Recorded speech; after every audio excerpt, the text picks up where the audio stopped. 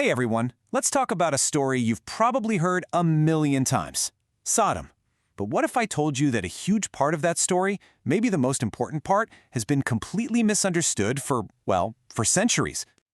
Okay, let's just put it right out there. This story has been used a lot to condemn gay men. But here's the twist. There are no gay men in this story, not a single one. Yeah, the authors were talking about something totally different. So, what was it really about? And you know what's really cool? We don't even have to guess. The Bible actually spells out the answer for us in a completely different book written way later. And trust me, what it says is probably not what you're expecting. All right, so to get to the bottom of this, let's play detective. We're going to go right back to the source, look at the evidence piece by piece. First stop, what actually went down in the city of Sodom?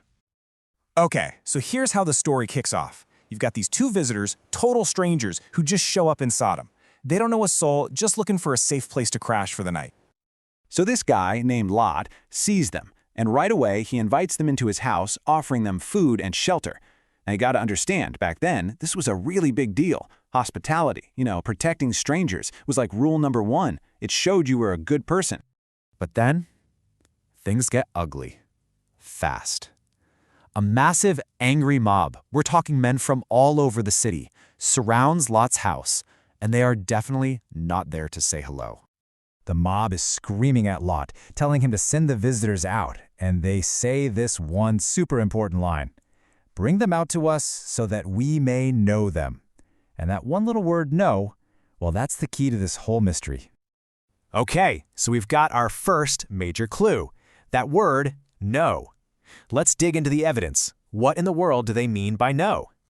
So the original Hebrew word here is yada. And look, yes, yada can mean to have sex, but that's not what it usually means. When you've got an angry mob threatening strangers, it almost always means something violent, like interrogation or assault. Basically, a brutal way to show who's in charge.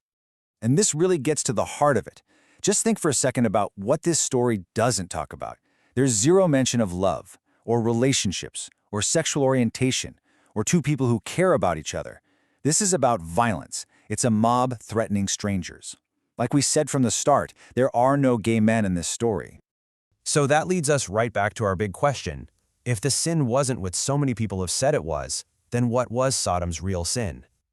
And this is the best part. We don't have to guess. The Bible literally gives us the answer. A prophet named Ezekiel comes along later and just spells it all out for us. So fast forward a few hundred years. This prophet, Ezekiel, is writing, and he brings up Sodom.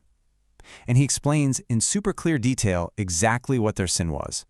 And here it is, the big reveal. In Ezekiel 16:49, it says, "Plain as day, now this was the sin of your sister Sodom. She and her daughters were arrogant, overfed, and unconcerned. They did not help the poor and needy." That's it. Nothing else is mentioned at all. So let's just break that down really quick. Ezekiel's list of Sodom's sins. Number 1, arrogance. Number 2, being overfed and unconcerned. Basically, having more than enough but not caring about anyone else. And number 3, not helping the poor and needy. Do you see the pattern here? Every single one of these is about injustice and just a total lack of caring for other people. Okay, so why is this such a big deal? Why does this even matter? Well, because it means there are two completely different ways to understand this story, and they lead to two totally different lessons. On the one hand, you have this common misreading that's been used as a weapon to judge a whole group of people for who they are. But then you have Ezekiel's reading, and that version is a warning against greed and pride and turning your back on people who need help. I mean, those are two completely different takeaways, right? So, when you actually look at the evidence, the whole story of Sodom changes. It stops being about who someone is, and it becomes a powerful lesson about a community's character. It's really about how we treat strangers and how we care for the most vulnerable people in our society. And that kind of leaves us with a final thought, doesn't it? The only reason we uncovered all this is because we decided to ask a few more questions about a story we thought we knew. So it makes you wonder, what else is out there to discover if we just start asking new questions about old stories?